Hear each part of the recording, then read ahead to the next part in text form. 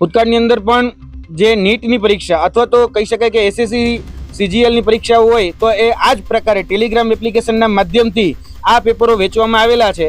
1 મે 2026ના રોજ આ જ રીતે જે વર્તમાનમાં 3 મેના રોજ જે નીટનું પેપર લેવાનું હતું તો એની પીડીએફ ફાઇલ ઓલરેડી 1 મેના રોજ ભરતી થઈ ગઈ હતી. એટલે આની પર દાવો કરવો એ અમારા માટે અત્યારે કદાચ વધારે પડતું થઈ શકે.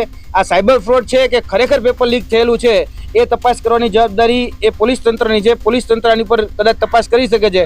પોલીસ તંત્રએ તમને બાંયધરી આપી છે કે મેં એકાઉન્ટ બ્લોક કરી દેશું, પરંતુ જોવા જઈએ તો એક વ્યક્તિ એટલે કે રાઘવ સર કરીને જે વ્યક્તિ છે એને પોતાની 10 અલગ અલગ ટેલિગ્રામ ચેનલો બનાવેલી છે અને 10 અલગ અલગ જે ટેલિગ્રામ ચેનલો છે એના માધ્યમથી આ બધી જ પ્રકારના સ્કેમ અત્યારે ક્યાંક ને ક્યાંક ચાલી રહ્યા છે. એટલે ખરેખર પેપર વેચી રહ્યા છે કે પેપર વેચવાના નામે ઠગાઈ કરી રહ્યા છે કે છેતરપિંડી કરી રહ્યા છે, ખરેખર એ અમારા માટે કેવું અત્યારે કદાચ વ્યાજબી નથી.